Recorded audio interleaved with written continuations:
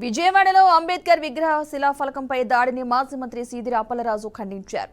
జరిగిన ఘటనను వ్యతిరేకిస్తూ కాశీబుగ్గలోని అంబేద్కర్ విగ్రహానికి పాలాభిషేకం చేసి విగ్రహం వద్ద నిరసన చేపట్టారు. టీడీపీ ప్రభుత్వం కక్షపూరిత రాజకీయాలకు పాల్పడుతోందని ఆరోపించారు.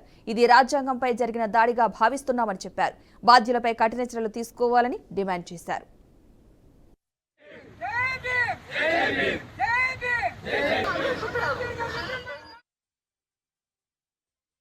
అన్ని నామినేటెడ్ పదవుల్లో అన్ని రకాల నామినేటెడ్ వర్క్స్లో మరి అలాగనే మహిళలకు కూడా 50% రిజర్వేషన్ ఉండాలని శిల్పం అన్న పేరిట సుమారుగా ఒక 120 అడుగుల విగ్రహాన్ని, అంబేద్కర్ విగ్రహాన్ని, నిలువెత్తు విగ్రహాన్ని, అలాగే ఒక విజ్ఞాన కేంద్రాన్ని, ఒక మ్యూజియంని విజయవాడ నడిబొడ్డుని ఏర్పాటు చేస్తే ఆ మాన్యుమెంటల్ స్ట్రక్చర్స్ని డ్యామేజ్ చేసే విధంగా దాన్ని నెలకొల్పినటువంటి నాయకుడి పేర్లు తొలగిస్తూ విగ్రహం పైన ఫోకసింగ్ లైట్లు ఆపరేషన్ తీసుకున్నటువంటి దుశ్చర్య ఈ రాష్ట్రంలో ప్రజాస్వామ్య పరిపాలన ఎలా ఉందని చెప్పడానికి చిన్న నిదర్శనం